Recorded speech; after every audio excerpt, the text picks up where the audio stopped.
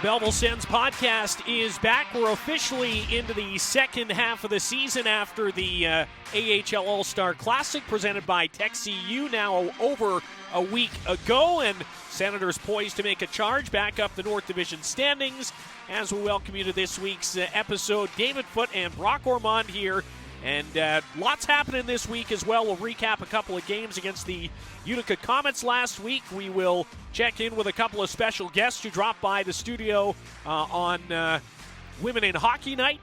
Belleville's Hanna Bunton, retired pro player and current coach out in Quebec, will be with us. And Hayley Moore, the vice president of the American Hockey League Hockey Operations Department, will be by as well.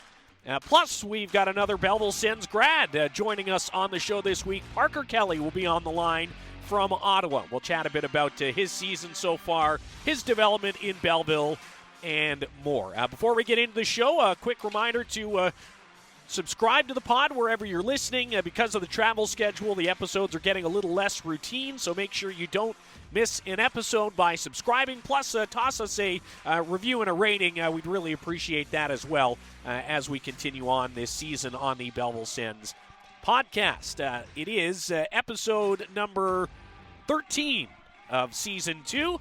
Again, David Foote, Brock Ormond here, and we're looking back, Brock, on a couple of games against the Utica Comets this past weekend. One of them not so great. The other one, pretty good hockey game as the Sens fall 2-0 on Friday and then pick up a 5-4 win in regulation time, which is extremely important on Saturday night as well against the Comets. Really a tale of two different teams when you look at both games side by side. Yeah, it was, and there was a little bit of a frustrating night Friday for the fans here and the team as well. They had some decent-looking opportunities at times, but just couldn't break through that wall. That was Isaac Poulter on the Utica Comets net. He had a great game, got the shutout on Friday night, but then Belleville comes back and scores early on the Saturday night, which was key. Oscar Pettersson, too, getting the first goal, and like we talked about in the broadcast on Saturday night, that seemed to have really galvanized the club because it showed that they can score against the Utica Comets. They've shown it before. They've scored 6 against them this season. Now they've got 5 after that win on Saturday. It was a back-and-forth game. The pendulum swung like rapid fire in the second period, especially with all those goals, and they were just perfect snipes. There was about 3 or 4 of them right in a row where it was just nothing but net. It was a clear shot right to the net, and it was just incredible hockey to watch. It was also nice to honor Women in Hockey Night as well, some of the greatest girls and women in the game today, and some that are maybe inspired to be future players in the PWHL or NCAA or U Sports or where have you. So all in all, it was a really good night, and the Sens definitely performed very well. The only thing that Coach Dave Bell maybe would like to clean up a bit is that back and forth. As exciting as it is for the fans, sometimes coaches can go gray with that. So it was a better defensive effort in the third. Only held to 5 shots in the third, but all they needed was just that big goal from Garrett Pilon on the power play to really get it going, and he had a great night, and we'll talk about him further down the line, but he was outstanding, part of a great night for the Belleville Sens, and a split of the weekend, which they desperately need at this stage. Yeah, 3-point night for Garrett Pilon, 3-point night for Angus Cruikshank, and these two guys specifically have been really helping to pace the offense of late, as they are, intended to do, which is nice to see. And yeah, really such a big turnaround. You saw a really good defensive game on Friday in the loss. It's all defense, almost no offense. And then Saturday, kind of the flip-flop where they score 5 times, but they allow 4 as well. Trying to get back to that style, I guess, that they were in, right out of the Christmas break when they won 7 games in a row and, we're scoring pretty well and we're playing good defense as well. That balance, though, can be tough to find sometimes. Yeah, it is, and especially in a season where there is some ups and downs, and sometimes you're going to go into those modes where the offense goes for about 4 or 5 games in a row. It's ticking well, and then all of a sudden it just goes cold, and you got to really start grinding your way through it, and that's what Belleville found out the last about maybe 2-3 weeks ago. They were struggling to find offense, and you could kind of sense a little bit of that frustration on Friday night as well, falling into that trap where they were checking the goal, they were getting good opportunities and just couldn't find the back of the net. And then they come into this one and score 5 goals in Saturday's game, And then all of a sudden you start seeing the confidence come back, which is exactly what you want to see. And so for Belleville, they have the offensive guns there, and they can come through when needed. It's just about finding consistency, and that'll come down the line. But if they can get hot here in the rest of February and into the month of March, then that should put them in a good spot to take over in the north. Talk about Oscar Pettersson coming over from Sweden, and I'm not sure if we've had a show since he's been on the roster, but he's played 4 games now, really seems to be settling in nicely. I mean, even last week in Syracuse when the Sens won both of those games against the Crunch, I thought he looked really good in his AHL debut, not shying away from anything physical. He's a pretty big boy, but, at just turned 20, you can see does have to thicken up a bit, perhaps, but the one thing that seems to be really making waves about young Oscar Pettersson is just his hockey sense.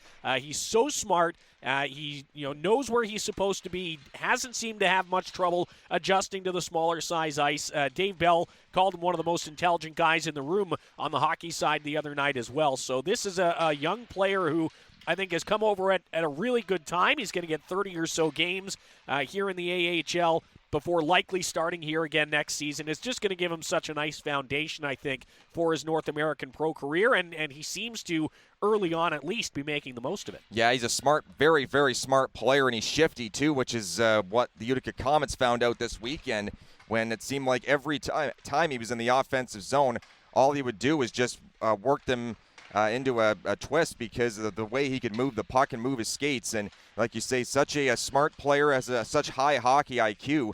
And the things that he was doing out there was not typical of a 19 or 20-year-old rookie coming over from a different country. He was making blind passes behind the back to somebody over on the left wing. And, I mean, sometimes it didn't compute or it didn't quite connect in the way he wanted it to. But to have that kind of a confidence to do something like that is just incredible. And the fact that Coach Dave Bell actually, is fine with him pulling that kind of stuff off and doing that, knowing that he's going to come back on the defensive end too and play strong on the back checks. So he's a guy that can do just about everything you could ask of him in all 3 areas of the ice, and it's led to him being a very key contributor, or hopefully a key contributor to this Belleville Sens team down the line, because he's looking like a stud already. You mentioned the defensive side of his game as well, and there was no shyness in putting him out late in the game. Senators had a 2-goal lead. They had some insurance, and Pettersson was out there.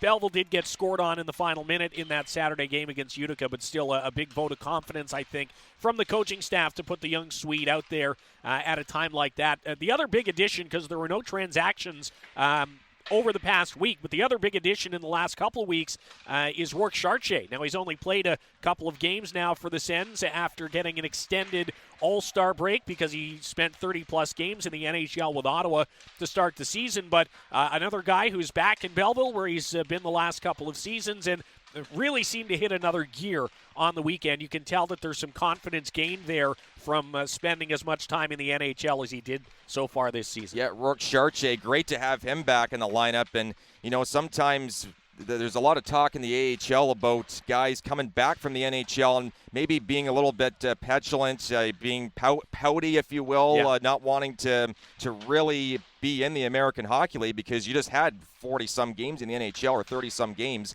But Rourke Chartier is the type of veteran guy that he says, well, it is what it is. I got to go out and do the job and be a good guy in the room, be a good guy on the bench and on the ice, and also be coachable, which he has been. And he knows David Bell well from time in the Belleville Sens part of things. So Rourke Chartier is a guy that brings, much like Pettersson, just a bit older, that all-around game, that two-way style of game. He can chip in offensively, but also he's just as valuable on the defensive end of things, playing two-way hockey and minding his end defensively, sticking to his check and keeping guys honest on the offensive front on the opposing side of things. So Rourke Chartier is a great guy to have back in. He fits very well in this lineup. He can play anywhere in the lineup as well, first line to fourth. And that kind of versatility is going to be crucial down the line here for the Belleville Sens in a season where they desperately need to have that veteran presence to bring themselves up to speed inside the very competitive North Division. Yeah, he's been outstanding. He'll have some wisdom, I'm sure, to pass along to some of these younger Belleville Sens players. So nice to see Rourke Chartier back. Nice to see Oscar Pettersson settling in. And really nice to see the Sens respond from the shutout loss on Friday, pick up a big win on Saturday, not let it go to bonus hockey, get both points, split the weekend, and set yourself up for, another kind of wild set of games coming up this week. Belleville's got the Syracuse Crunch here on Wednesday, Valentine's Day, depending on when you're listening to this. Toronto is in here Friday. They're in Utica on Saturday, and then next week is a bit of a dog's breakfast as well. We'll get into that later on in the show. When we come back, we want to recap Women in Hockey Night. We'll chat with Hanna Bunton and Hayley Moore, plus a conversation with Parker Kelly coming up later on in the program. As we go to break, we'll leave you with this week's highlight of the week, courtesy of Garrett Pilon with an absolute snipe on Saturday against Utica. Not engaging at all. Sens get into the offensive zone. Crookshank across. Pilon a drive. He scores! There it is. Garrett Pilon smashes it home.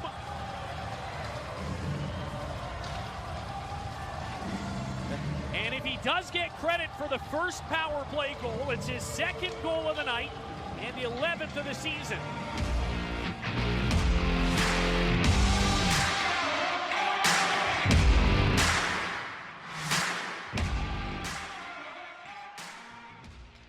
The best night out in the Bay of Quinte for you and the kids? That's the Belleville Senators Family 4-Pack. The night with the best value. 4 white zone tickets starting at $100. Plus, choose bonuses from either the CAA Arena concessions or the locker room store. That's more for 4. Get full details on the Family 4-Pack. See the ticket hub at BellevilleSens.com. The best night out in Bay of Quinte with Quinte's pro hockey team, the Belleville Senators. Family 4-Pack. Excludes games against Toronto.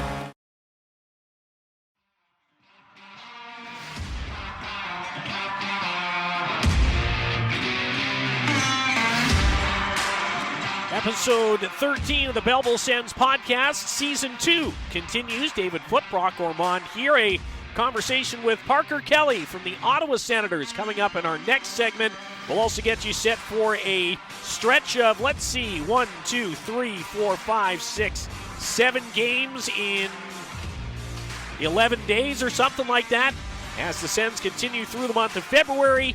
And in this segment, we will recap Women in Hockey Night from last weekend. We'll hear from Hanna Bunton, Belleville native, and Hayley Moore, the Vice President of Hockey Operations for the American Hockey League. Both those ladies were part of our pregame speakers panel that also featured Belleville native Jackie Jarrell, Aaron Crow, who's the Chief Operating Officer, basically head of finance for the Ottawa Senators, and then our own Senior Vice President, Business Operations here in Belleville, Brianne Matthews, were all part of that. A little under 200 young women and their families here asking some questions, hearing those stories, and hopefully sparking their path to a future in the game of hockey, whether it is as a executive, as a coach, or now with the advent of the PWHL as a player down the line. We'll get some perspective on all of that in just a couple moments from Hanna Bunton and Hayley Moore. But Brock, it was a really good event on Saturday night, as it always is. But it's always great to see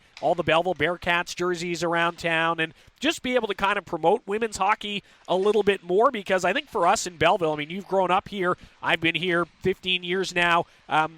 This is a hotbed for girls hockey and women's hockey. It's not new to be talking about women's hockey in the Bay of Quinte region and in Belleville in particular, but I think sometimes we have to showcase that this is a bit of a hotbed for that, and I think we were able to do that on Saturday night. Yeah, that's right, and it was a great event, too, with all those speakers, and Brianne being kind of center of that, as well as some of the people from Ottawa and the AHL. It's kind of a nice balance of different people and different levels of the game, which is so nice to see. And mention the Bearcats.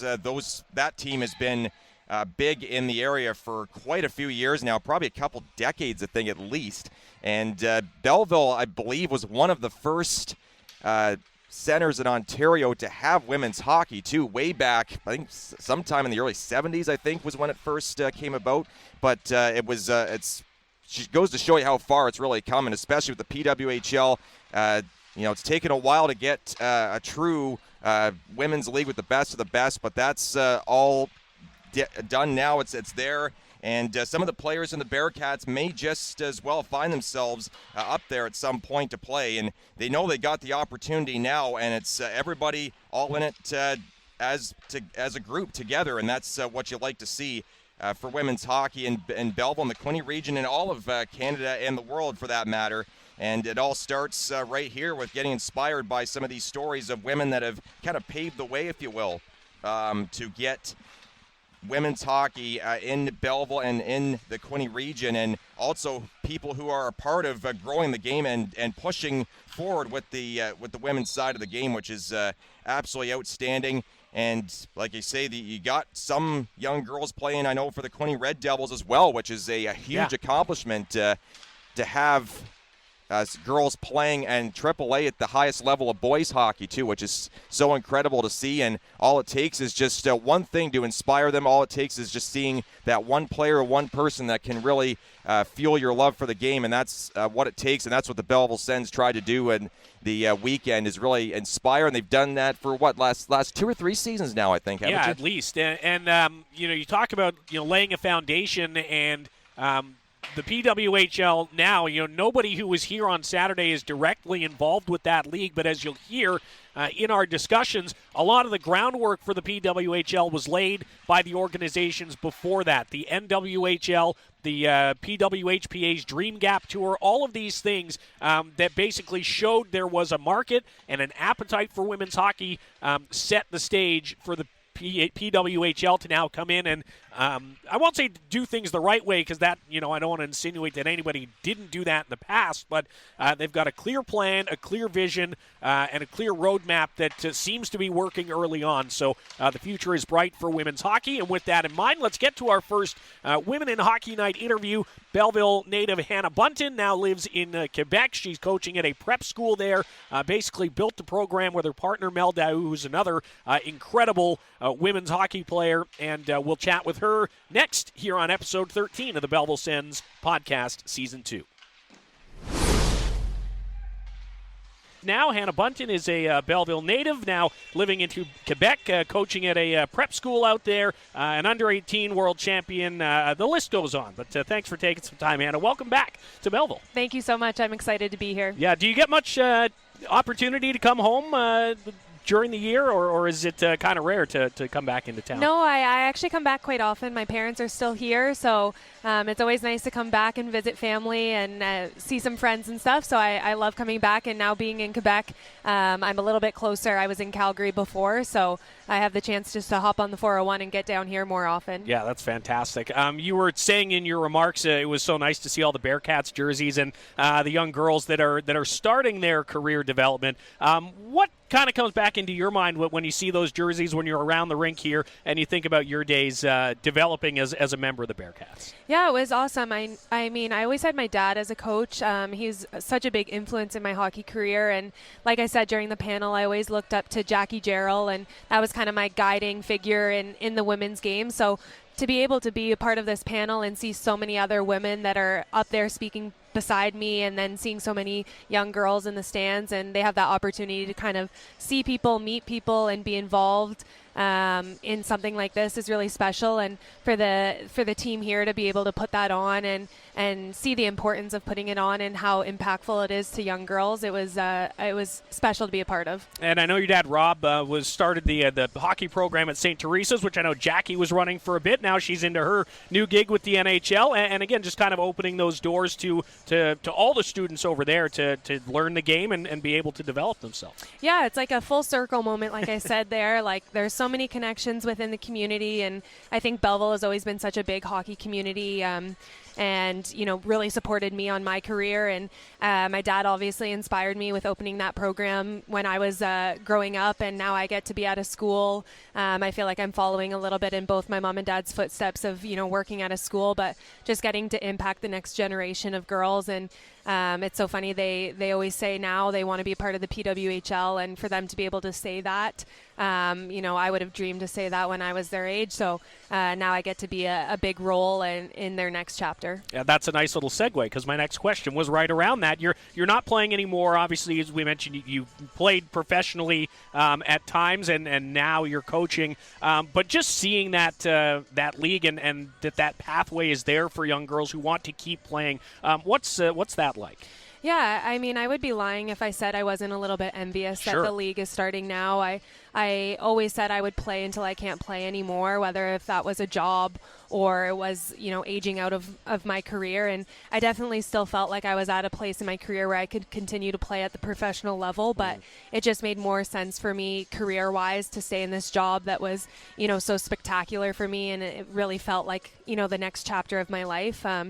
But like I said, it's so nice that now young girls can, look up to that league. They get to see it on, national television almost every other night, and they can have the dreams of one day being a part of it.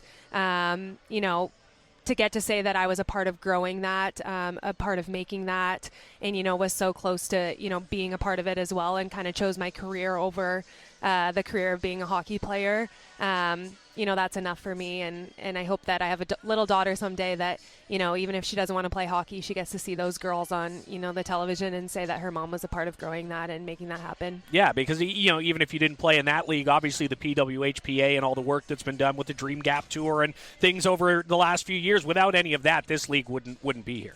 Yeah, I know. Like in 2019, the union of the PWHPA started and kind of formed and said, it's time for a viable women's hockey league to be put in place. And it probably took a couple years more than we wanted to, COVID obviously impacting that and everything that happened in the game. But it's finally here now, and it doesn't go lightly, like all the hours and effort into the Dream Gap Tour for the 5 years that I was a part of it definitely, played a role. And I'm definitely not the only, female hockey player that had to hang up their skates because of the timing. So, it's amazing to see. I'm really happy for all the girls that get to play in it. Now get to dream to be in it as well. Yeah, naturally envious, but you've transitioned into coaching, and that's got to be great as well. The being able to guide young players and again help them develop.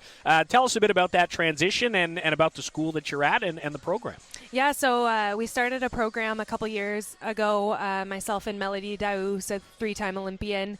It's a high school hockey program at Bourget College in Rigaud, Quebec, and so it's grade 10, 11, and 12, and they get to come to the school and play as a hockey player as well. And I'm jealous that they get that in their career. I used to travel to Whitby all the time, and now they're practicing throughout the day. They have sports psychology at the school. Wow. We have off-ice training, and everything's kind of put up for them to be really surrounded in a professional environment. And it's super fulfilling as a coach to now be able to impact their hockey career and their hockey path and be a role model for them, and also get to apply everything that all the wonderful people in hockey have taught me. And I've learned at the Hockey Canada level, at Cornell, and from so many wonderful coaches in the women's game, and now I get to apply that to my own career. I've met a few Cornell grads. I always like to ask if you have a Cornell hockey gnome like Andy from The Office has. I actually do not, okay. But next time I head down there, I'll go to the store and get one of those. Should. Yeah. All right, a couple more minutes here with Hanna Bunton. Obviously, hockey takes up a whole lot of your time. What about when you're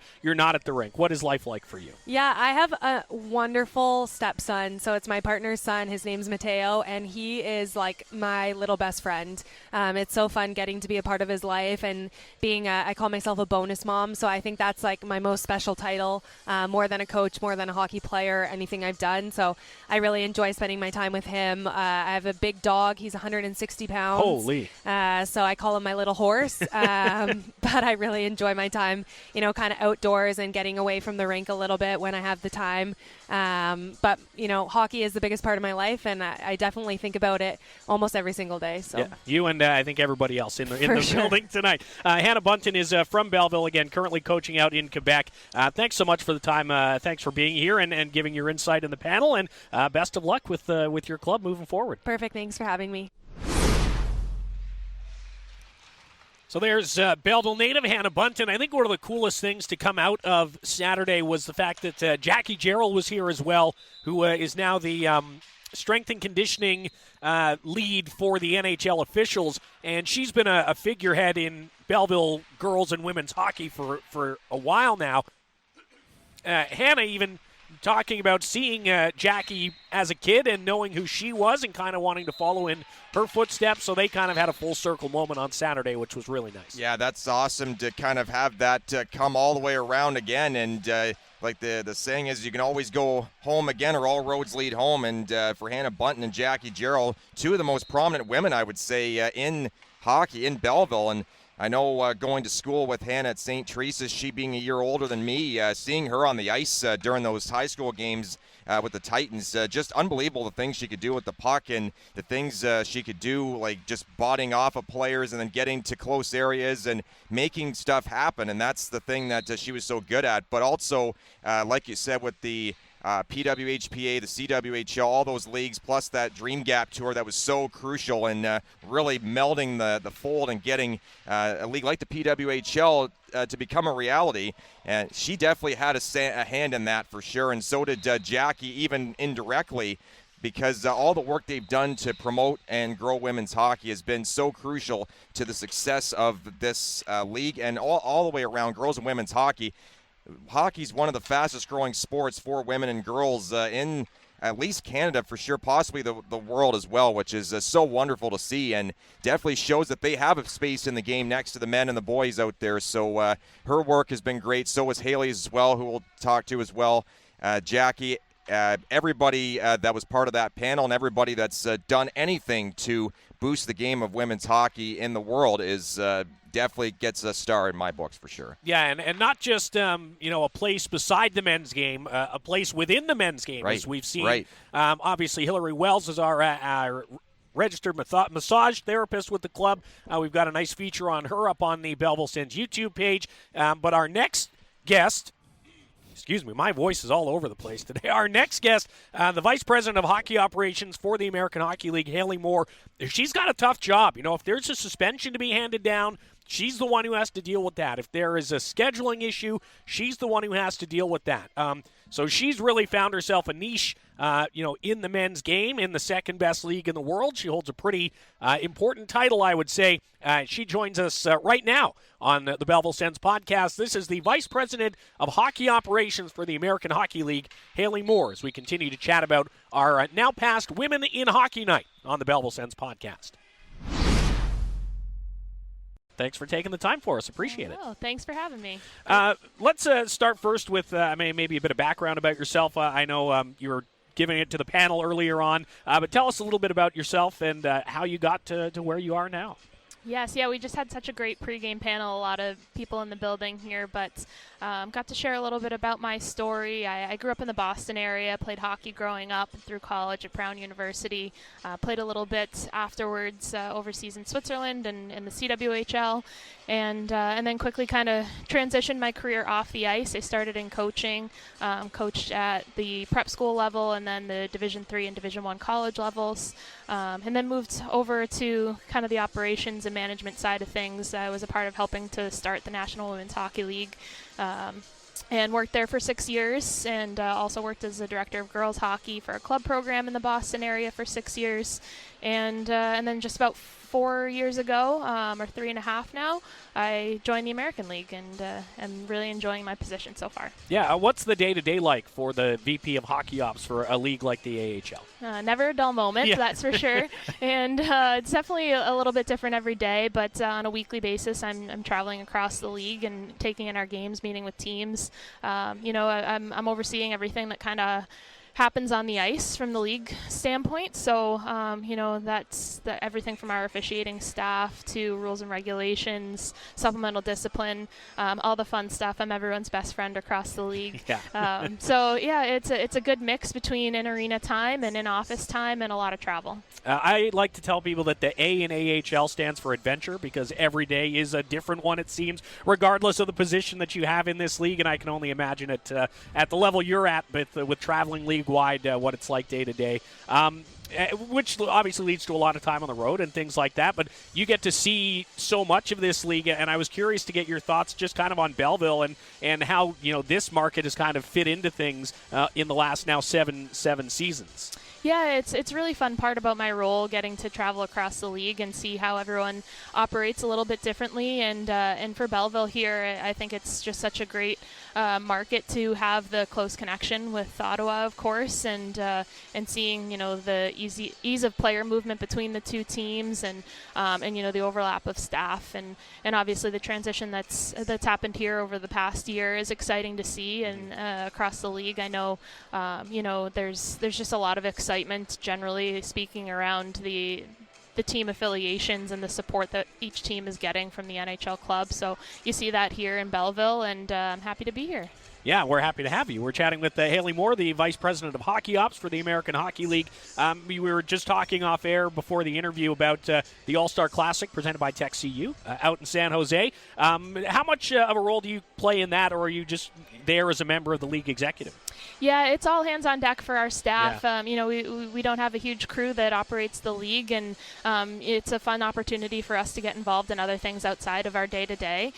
So for me, I'm overseeing a lot of the player management for that. So working with our teams on player selection. So I get to kind of put my GM hat back on. Nice. and really enjoy that. It's really fun building out the rosters, working with our all-star coaches on that, and working with all of our teams on player selection. So that's my biggest part of the role, and then helping to set up the skills and which events each player will get to participate in, and then managing kind of the actual hockey once we're there. And then also last year we started a mentorship program that I helped to oversee. So we had 5 mentorship coaches that were part of our activities this year, and joined our AHL coaches on the benches. So that was another big fun part of my day-to-day there. Yeah, and I know the weather was not great out in San Jose, and threw a wrench into some plans. But from the viewer's perspective, I mean, it seemed to go off without a hitch in that beautiful new building there in San Jose.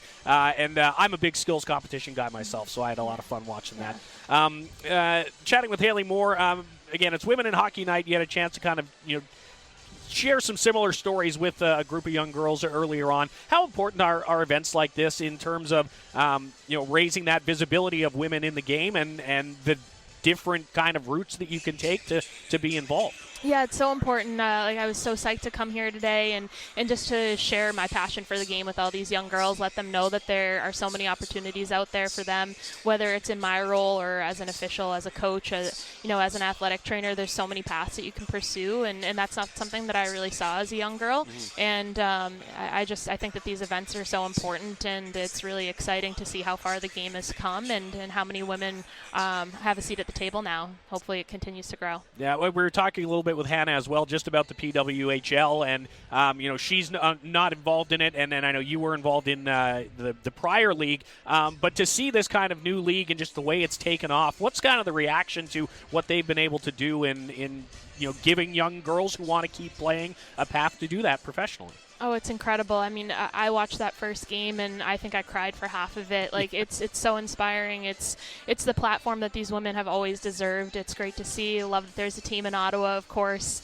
And, it's just been a long time coming. So it's a lot of hard work for so many years, and so many people that have sacrificed a lot to get it to this point. And it's just so exciting to see, to see the engagement and to see the visibility that the league now has, and just excited to see where it goes from here. Yeah, and as we were kind of talking about as well, even though you're not involved with the league, all of that kind of groundwork that was laid by the previous league, by the Dream Gap Tour, seems like the PWHL wouldn't be here if not for those efforts. Of course, yeah. So many people that have come before all of us, and the players and coaches that were the first pioneers in the sport. Those are all the people that have paved the way, and happy to have played just a small part in that. But as a partner league with them too, like, we've been able to stay in close communication and help be consultants, so to speak, and work with them and support them. So we'll continue to do that as a league. And for me personally, I just want to see the women's game succeed, and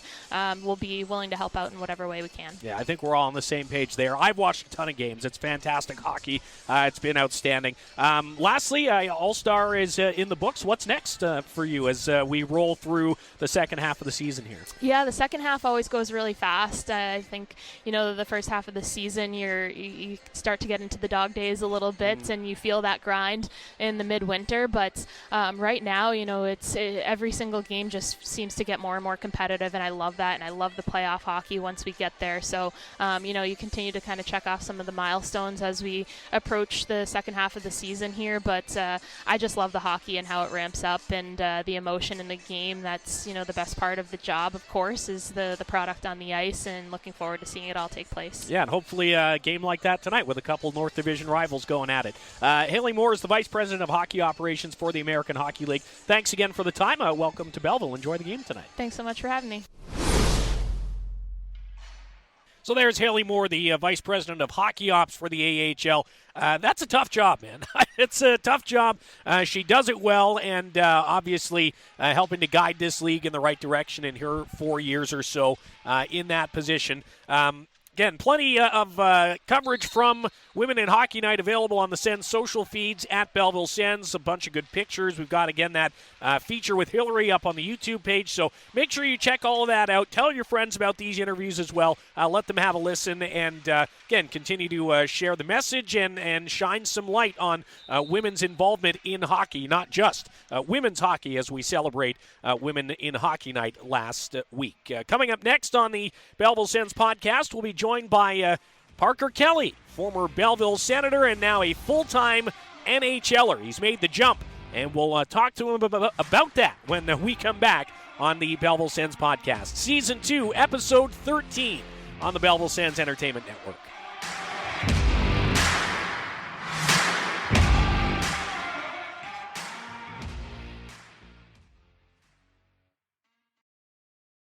Don't miss 1 second of Belleville Senators action this season. The Belleville Sens Entertainment Network is the only place to hear live coverage of the Belleville Senators for all 72 games plus playoffs. Pre-game coverage begins 15 minutes before each game with David Foote, and the network is also home to the Belleville Sens podcast, the Belleville Senators Entertainment Network, presented by Deerhaven Farm and Garden. Tune in on the Belleville Sens app or BellevilleSens.com.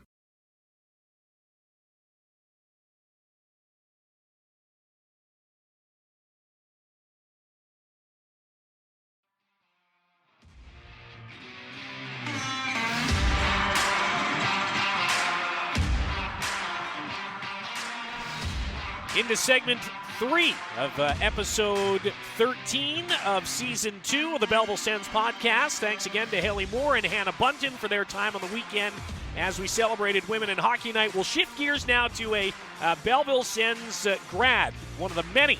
We've had like 4 or 5 just this year alone, but Parker Kelly was a standout for the Belleville Sens over his almost 130 games with the franchise. Again, another one of those two-way players, maybe a little undersized, really trying to prove himself at the pro ranks, and did that here in Belleville to the point that, as we mentioned before the break, he's now playing every day full-time in the National Hockey League for the Ottawa Senators.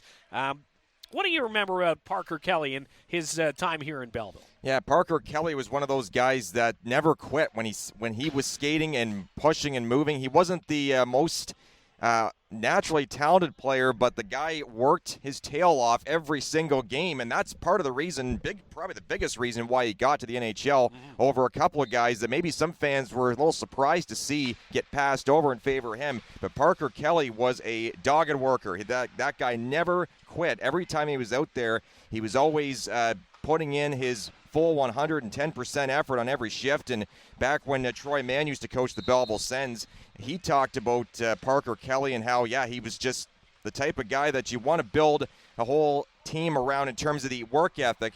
You want 20-some guys like Parker Kelly because of the way that he could play the game and how hard he could work. And definitely it seems like it's rubbed off on this edition of the Belleville Sens as well as the Ottawa Senators, and it's great to see him have success in the NHL. And he could chip in offensively. Don't think that he couldn't occasionally help out, but definitely the type of guy that he was. There was the work ethic and the drive and the passion, the determination, and every single little thing that made his love for the game stand out.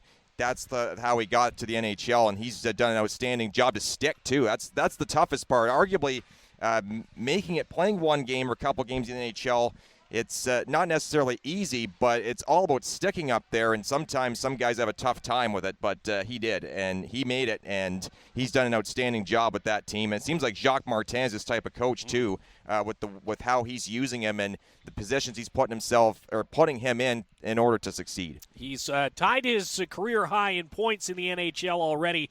It's not a lot, 12 points, 6 goals, 6 assists, but as Brock says, and as you'll hear from Parker in just a moment, it's not so much what he does offensively that makes a big difference for the team, and that's not the number one reason I think why Parker Kelly is around. We'll hear from Parker about embracing his role and being that kind of team guy that every squad needs to be successful. Here is Parker Kelly on the Belleville Sens podcast. Kel's, good to see you, man. Thanks for taking some time. Let's just maybe start with this season for you. Obviously, you spent all last season in the NHL. Things maybe haven't gone exactly the way that the Sens would like it to go, but how have you felt about the season to this point? I think it's been a little up and down. I think obviously we started pretty good, and then things didn't go well there for a bit, but as of recently, we've been playing a little bit better, and everyone's chipping in, and it's been good the last, I'd say probably 10, 12 games. So just got to keep building on that, and we're not out of it yet. We were chatting with Drake Batherson a few weeks ago, kind of about the season and the transition to a coach like Jacques Martin, who is obviously, legend in the Ottawa organization and one of the greats in the game.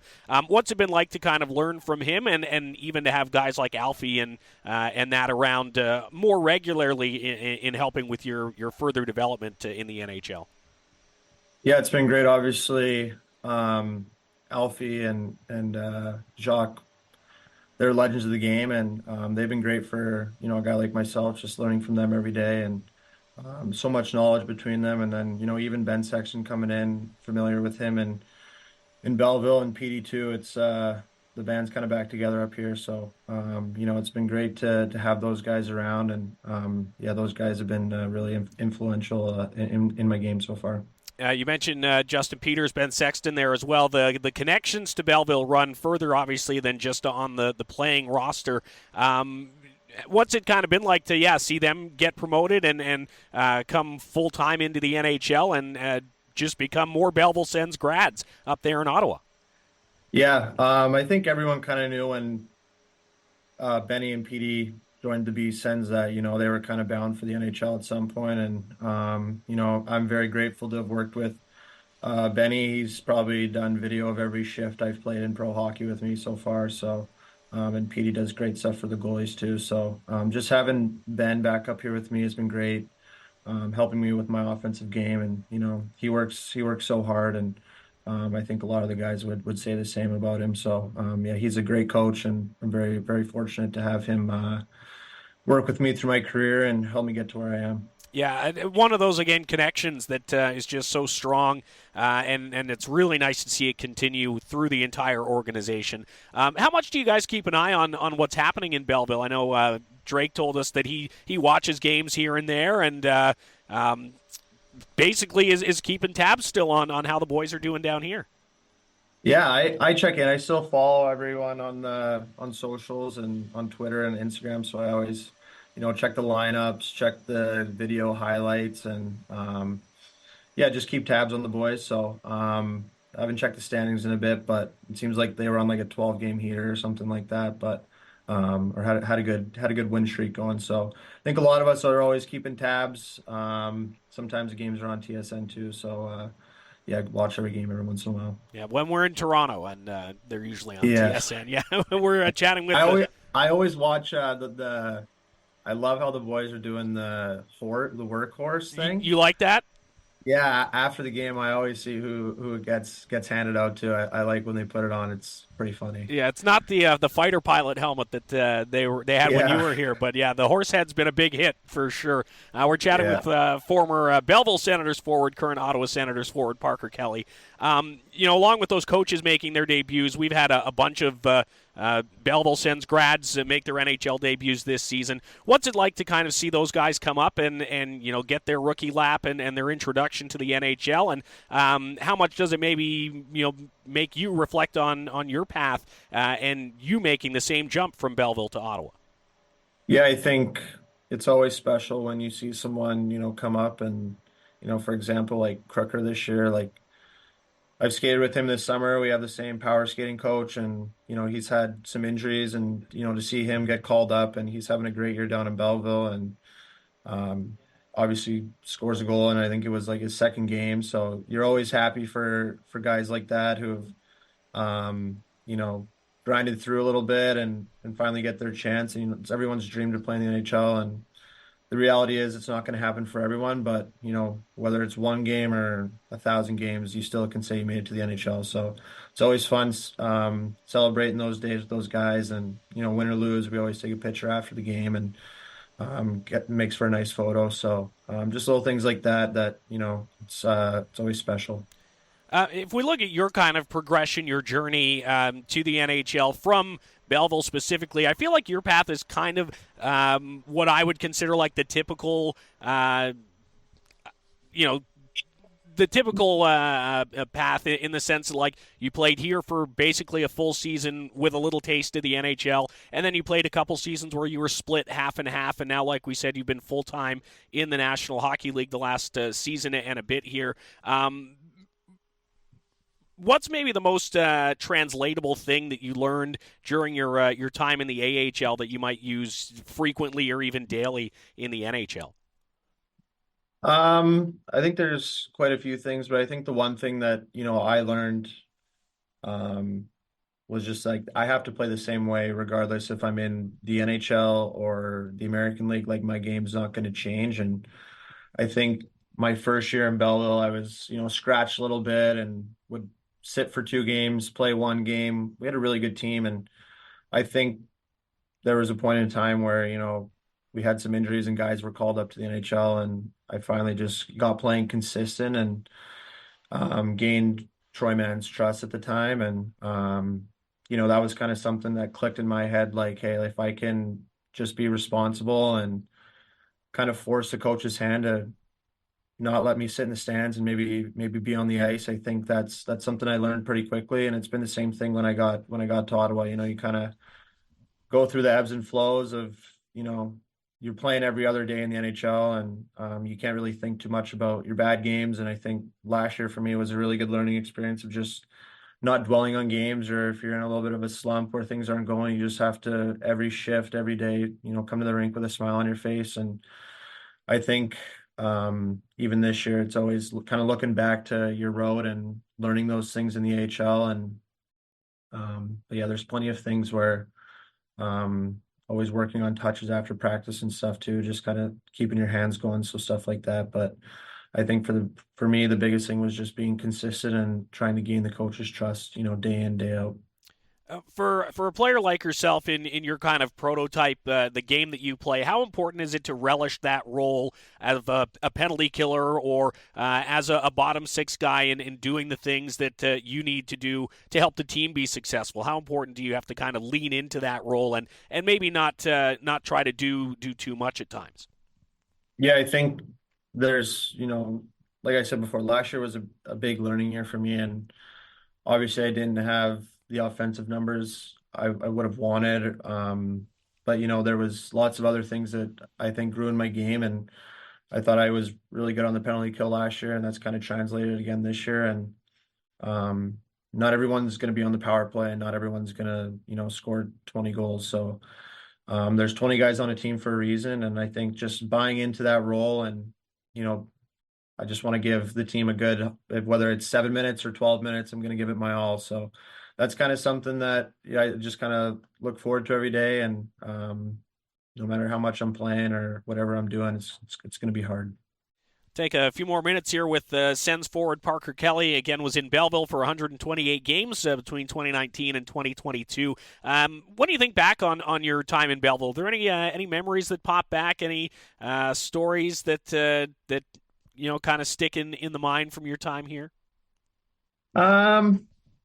I mean, there's quite a few. I think the stuff that, we always kind of talk about up here with, guys like Drake and Josh, that year we had where we were were nasty. We were first in the league, and man, we would win every night. It was unreal, and you know, get on the bus and play cards the whole bus ride home, and Freddie would put on like the World Series on the bus, and just so many good times with that. And it was such a shame that COVID came and we didn't get a chance to go to playoffs, and the year got suspended. But yeah, we always think back to like that year, and like me, Josh, and Drake, we always just kind of reminisce and think about that. But so many fun memories. And I mean, we have a fantasy football league, like all those kind of guys from the first year, like Jordan Murray, Jordan Swartz, like they're all such good guys and great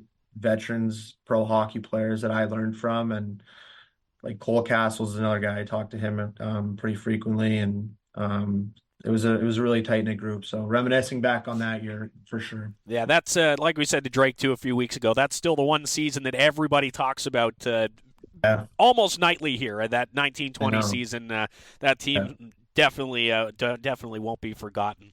What about maybe some words of advice for some of these young guys who are now just coming into the AHL? They're looking at guys like you to say, hey, Parker Kelly ground out a couple seasons in the AHL. Now he's a full-time NHLer. What would you kind of say to those guys in terms of getting through this next phase of their careers, their development? I think just being patient. I think there's a lot of guys,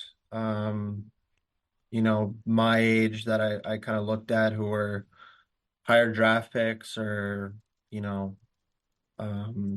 higher up in the lineup on other teams. And I think maybe guys get impatient and they're just thinking about that first call up and, I'm playing good. I've played 5 games in the AHL and they've been good games. And, they're kind of already thinking ahead to that call up. And that was something that, you just have to stick with. And you need to develop in the AHL, and it's good. It's good playing time. It's a great league. And I'm sure the coaches in Belleville are doing a great job with developing guys too. So Bellsy does a great job down there. And I think guys just need to stay patient, and everything happens for a reason. And whether you play 1 year, 10 games, or 3 years in the American League, there's always a road for everyone. So it's all about just patient and getting better every day.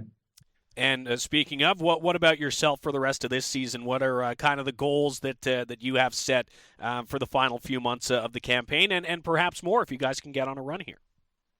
Yeah, I think I just want to keep playing the right way. I think we're all really trying to be good 200-foot players right now, and I think that's working. And just coming to the rink every day, bringing good energy, putting a smile on my face, and just doing the right thing. I think that's the one thing I pride myself on, is I play the right way. And like I said before, whether it's 5 minutes or 12 minutes, hopefully I can make an impact on the game somehow. So that's what I'm focusing on, and I just have to keep it one day, one shift at a time. So yeah. AHL, NHL, all the same at that point, right? Exactly. Yeah. That's it. Parker Kelly, again, spent a few seasons here with the Belleville Sens, 128 games. Thanks so much for the time, man. Really appreciate it. All the best the rest of the way, and maybe we'll see you up in Ottawa sometime soon. Sounds good. Thanks for having me, Footer, and keep up the good work down there. So there's former Belleville Sens forward Parker Kelly, now again a full-time National Hockey Leaguer with the Ottawa Senators. We love catching up with Ottawa Senators players, former Belleville Sens alumni. If there's someone you'd like to hear from, shoot us a message on the social feeds at Belleville Sens. Let us know who you would like to hear from. We'll try to track them down as we continue to catch up with some of the familiar names from around the organization and the past few years here in Belleville. We'll take one more break. When we come back, we'll tee up the week to come, maybe the 2 weeks to come, because the travel schedule is about to ramp up again to end the month of February for the Belleville Sens. So stick with us on episode number 13 of Season 2 of the Belleville Sens podcast.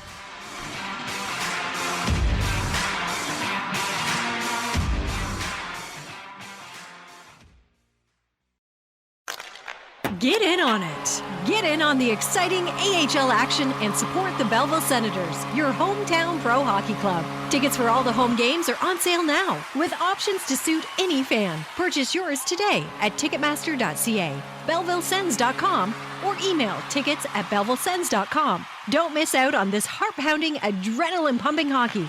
Get in on it. Guarantee your seat to see the Sens.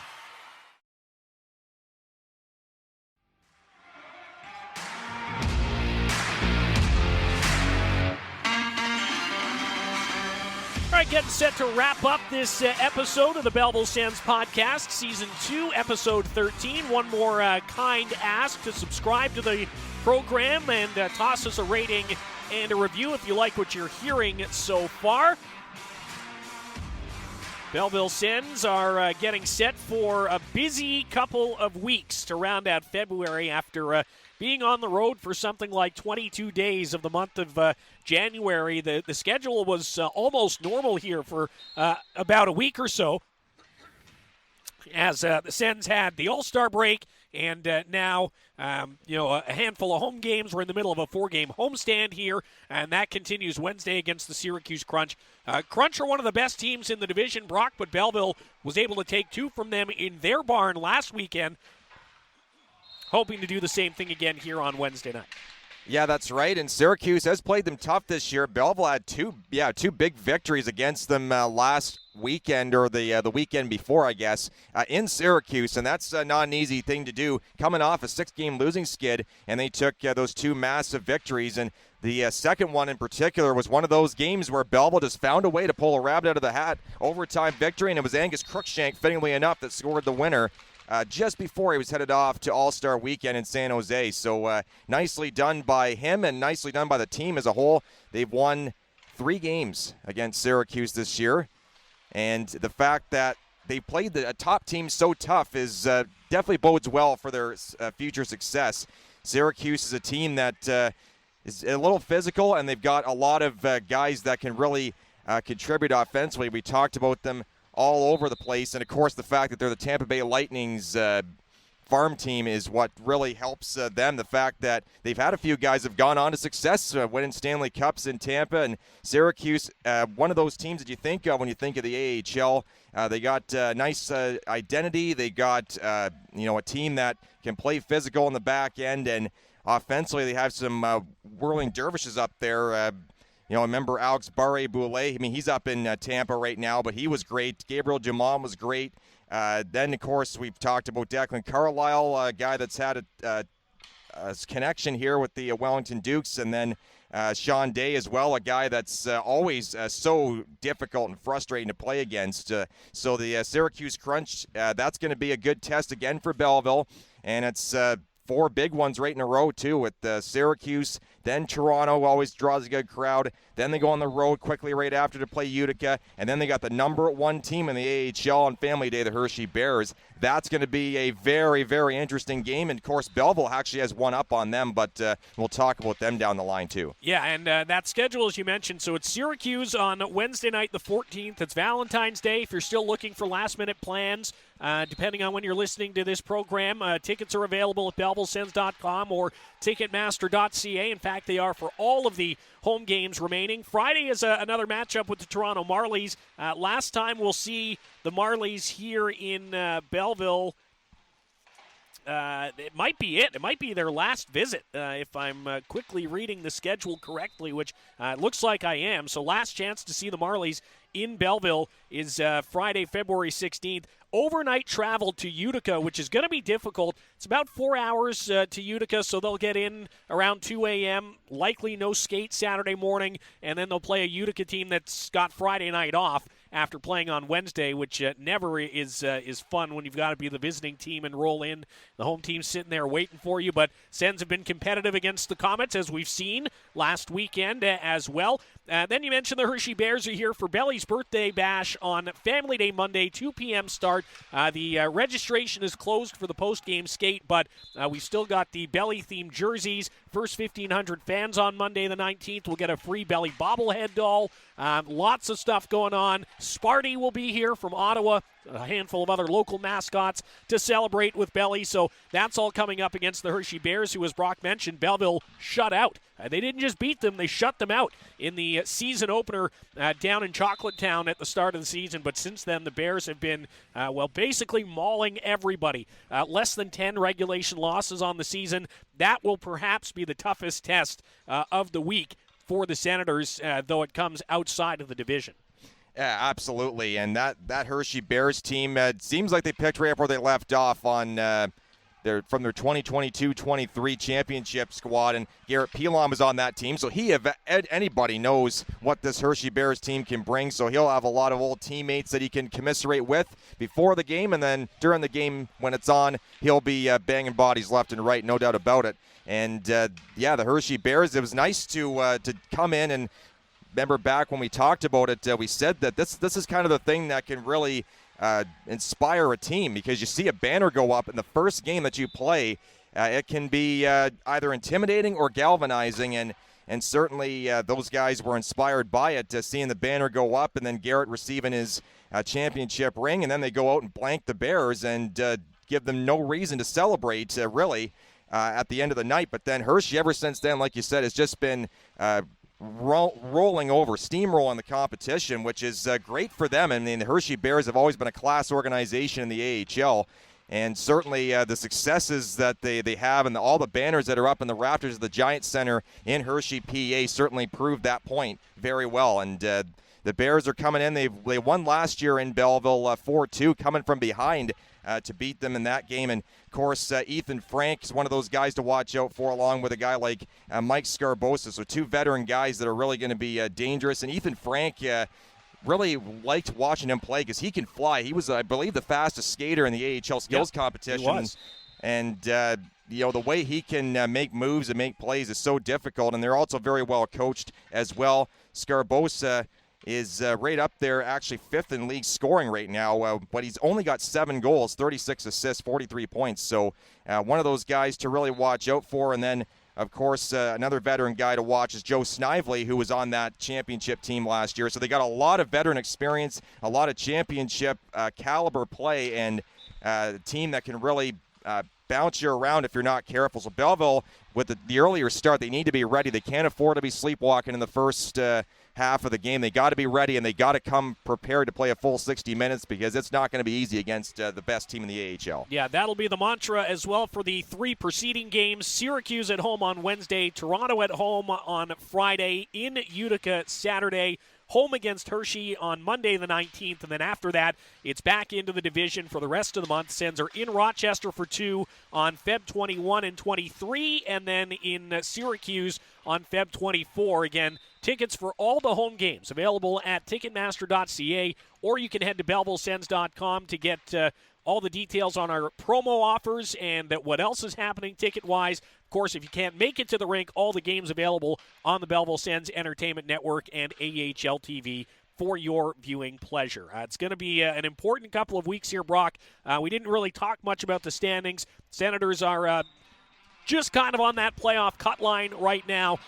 They're going to need a pretty big week and a half here to solidify their spot as we round out the month of February. Yeah, it's a logjam right now, and it's helped that they got those 2 points in the second game against Utica, but the split certainly will not make the coaching staff terribly happy, although, like I say, wins are wins and points are points. They got to get every single one they can, and definitely these next 4 games will be very crucial, especially with a couple of them being so tight, and against a Bears team that's going to be very difficult to beat.